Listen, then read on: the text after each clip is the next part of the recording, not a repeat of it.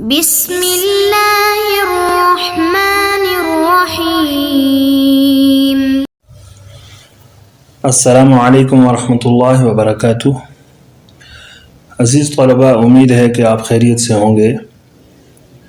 اس video میں آپ کے سامنے اماں پارہ کا سبق نمبر 19 بیان کیا جا رہا ہے، جس میں سورہ عبسہ کی آیت نمبر 17 سے لے کر 23 تک کو بیان کیا جائے گا۔ سب سے پہلے ترجمہ سن لیجئے گا۔ اعوذ باللہ من الشیطان الرجیم، بسم اللہ الرحمن الرحیم۔ قتل الانسان ما اکفرہ من ای شیء خلقہ من نطفۃ خلقہ فقدرہ ثم السبیل یسرہ ثم اماتہ فاقبرہ ثم اذا شاء انشرہ کلا لما یقض ما امرہ۔ قتل الانسان ما اکفرہ، قتل کیا جائے انسان وہ کیسا ہی ناشکرا ہے۔ من ای شیء خلقہ، اس کو کس چیز سے اللہ تعالی نے پیدا کیا۔ من نطفۃ خلقہ، اس کو نطفہ سے پیدا کیا۔ فقدرہ، پھر اس کو اندازے سے بنایا۔ ثم السبیل یسرہ، پھر اس کا راستہ آسان کر دیا۔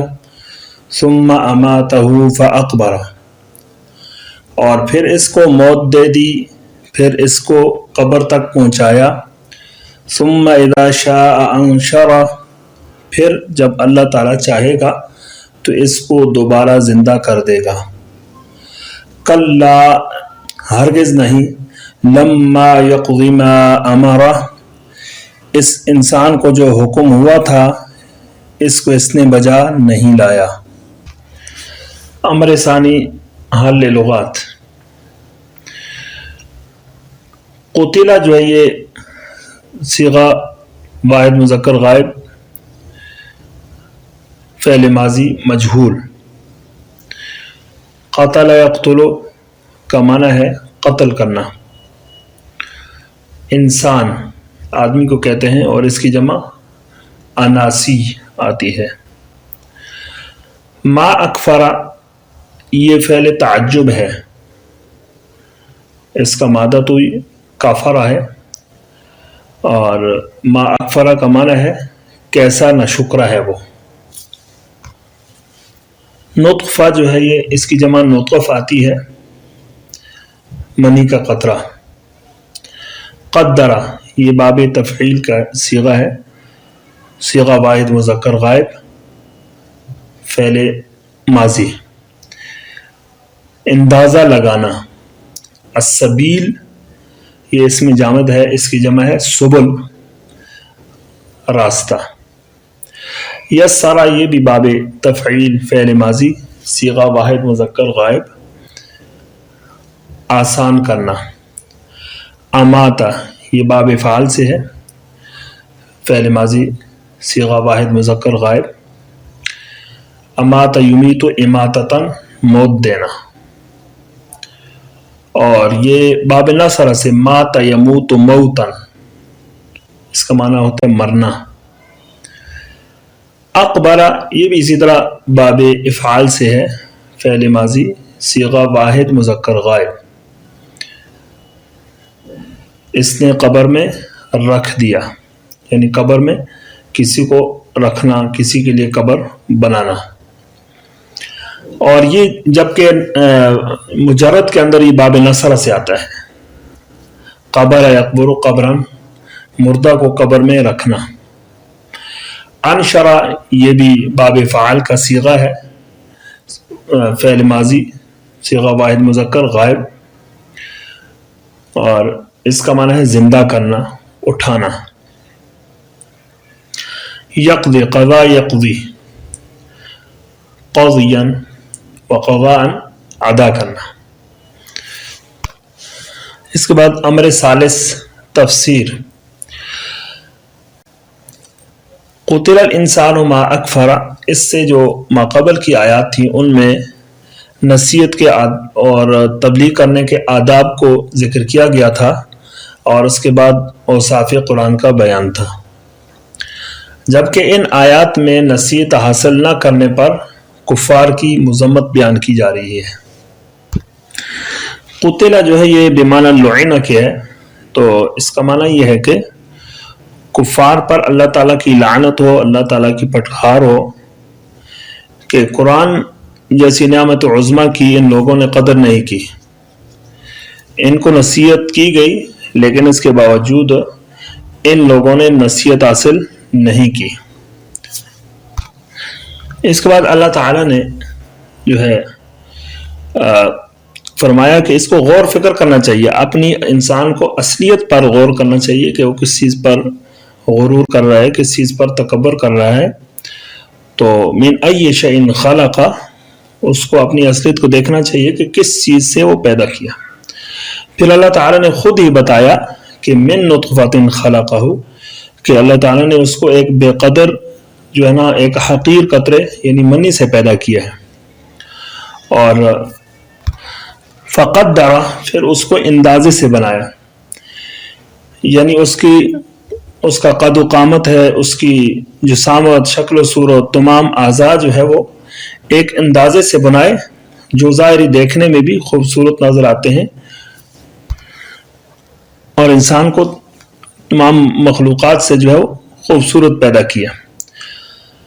تو قدرہ کا ایک معنی تو یہی ہے کہ اندازے سے اس کے جو اعضاء ہیں ان کو بنانا، اور دوسرا معنی اس کا مفسرین نے یہ لکھا ہے کہ انسان کو پیدا کرنے کے بعد اس کی جو ہے نا اللہ تعالیٰ نے پیدا کیا اور اس کی عمر مقرر کی کہ کتنی عمر ہوگی اس کی، اور رزق کتنا رزق ملے گا، اور کیا رزق ملے گا، اور عمل کیسا عمل ہوگا اس کا، یعنی یہ نیک ہوگا یا بدبخت ہوگا.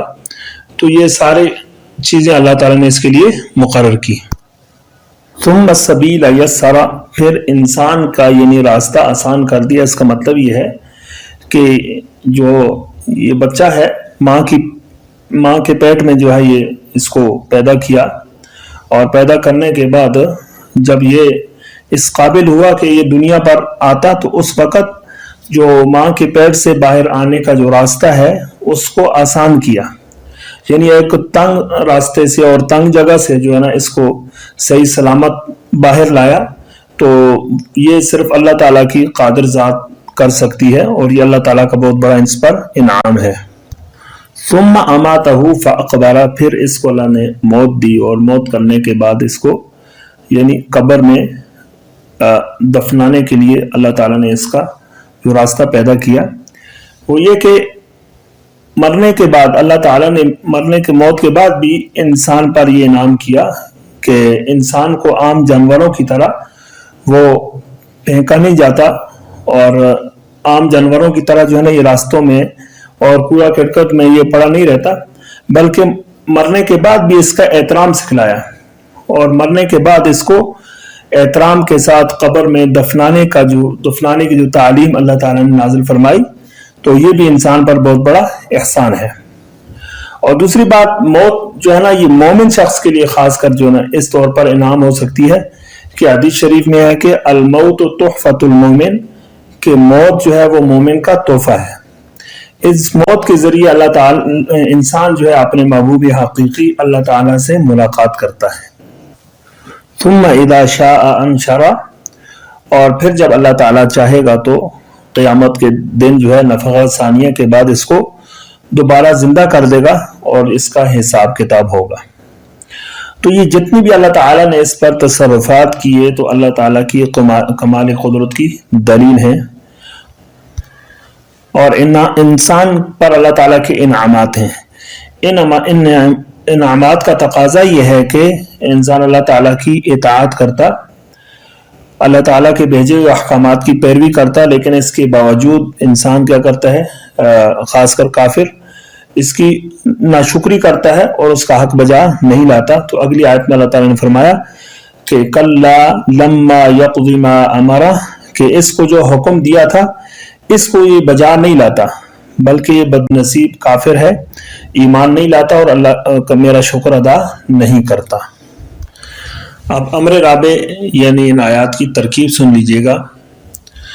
قتل الانسان ما اکفر، قتل جو ہے یہ فعل مجہول ہے، الانسان اس کا نائب فاعل، فعل آپ نے نائب فاعل سے مل کر یہ جملہ فعلیہ دعائیہ ہوا۔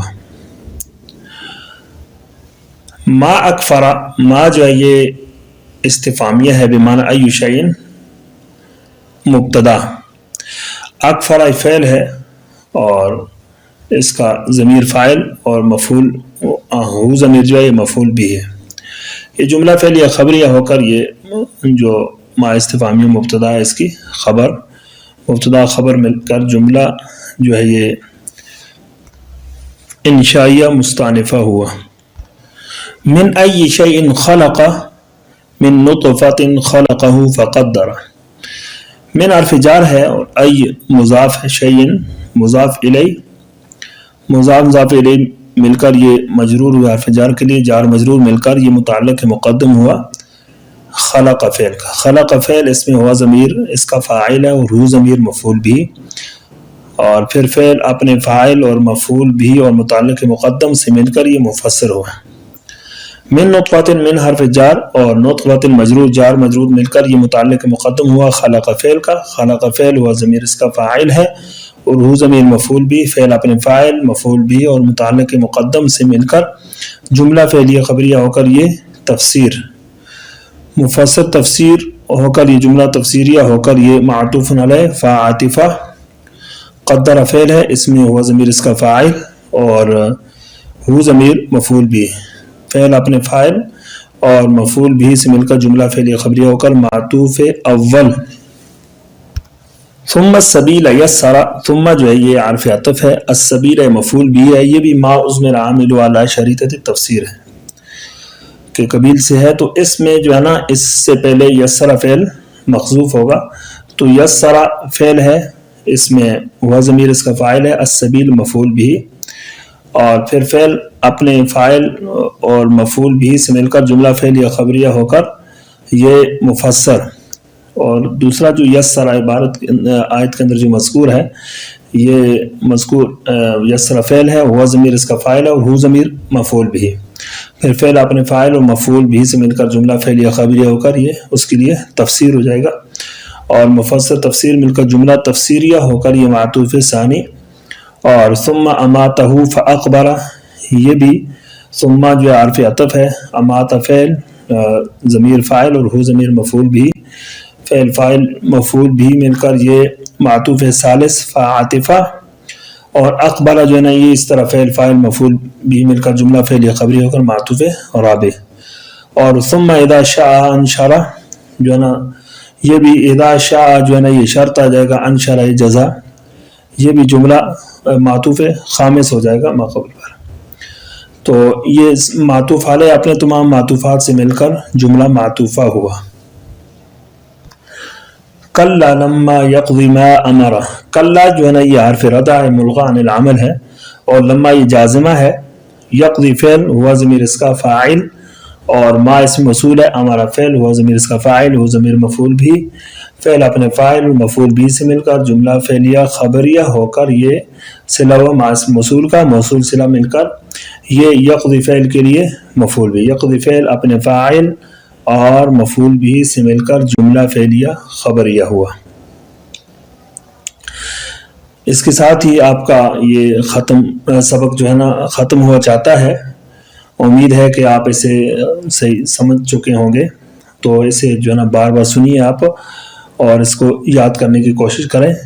قرآن مجید کے پڑھنے پڑھانے پر جتنی زیادہ محنت کی جائے اس کا جو ہے نا دنیاوی طور پر علم میں اضافہ ہوگا، اور اس سے آپ کا عمل آئے گا اور اخروی طور پر بھی، یعنی دونوں جہانوں کی اس میں کامیابی ہوگی۔